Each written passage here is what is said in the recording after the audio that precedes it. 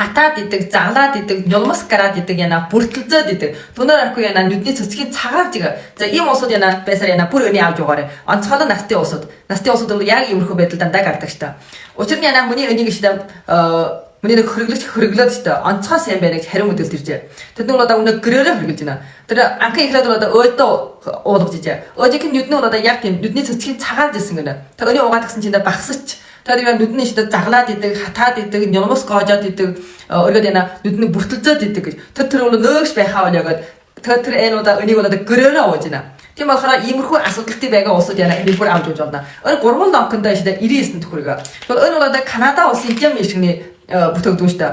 Бүх төрхийн 3 их одоо шимтгэлжлийн одоо өргөжлийн бүтээгдэхүүн дотор бол одоо 20 дарж нэрт бүтээгдэхүүн. Тийм ухааны бас санаа амар авч угаарай. Нэг яна буюу одоо нүдний хараагаа хамгаалыг явуулсад юм уу? Эсвэл яна ай хараагаас сэргийлэх юм уу? Эсвэл яна өдөржин одоо гар утас саадаг улсууд юм уу? Бүр авч явж болно. Тэгээ шатрын дөрвч яа 3 лонктой 99 төгрөг.